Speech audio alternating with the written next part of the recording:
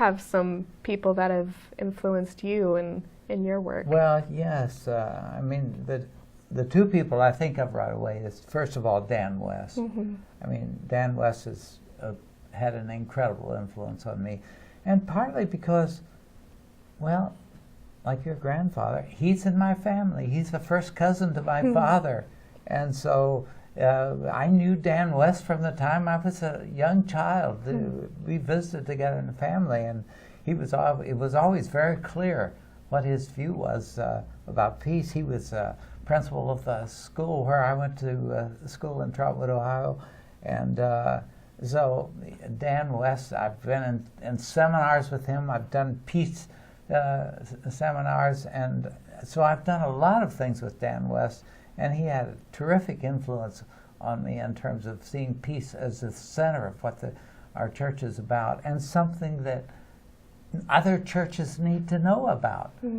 Brethren, we have a special calling to do this, because not just because we're brethren, because it's deeply New Testament. It's deeply a witness to Christ.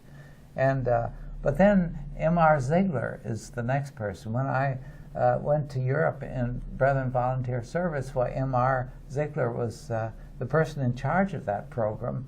And I remember the first time we came, he said, when you come here, he said, some of you are going to die here.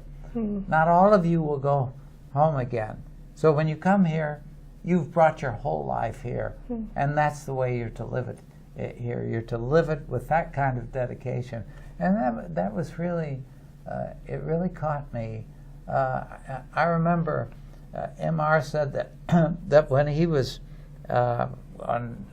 he was served for a while. I think it was with the Marines on an island off the East Coast where they did training together, and he was to be a kind of chaplain to that. And he said their conversation always went in the direction of the Marine saying, well, if you in the church would simply live according to what you believe, you wouldn't even need us.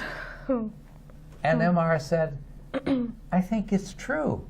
If we did live the way that we understand the New Testament, we wouldn't need the army to work as much.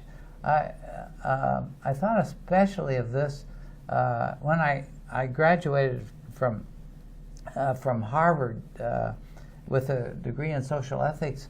I was invited by the Air Force to be a chaplain in the Air Force bases around the world. And I thought, can I really do this? Isn't that a contribution to what the military purposes are? And I agonized. I got headaches over this because I saw that there were, yes, I mean, it's a wonderful invitation, but it was so difficult.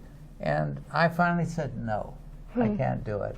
And I talked to M.R. and he said, you should have done it. You made the wrong decision. I'm not sure I made the wrong decision, but that's a difficult thing. Sure. I understand all of our people in our churches have that struggle because it's a human struggle. The struggle between what's really effective and what's not, what we should be doing, what it really means to follow Christ. It's not an easy, quickly answered question. Right. So these are the people that influence me the most.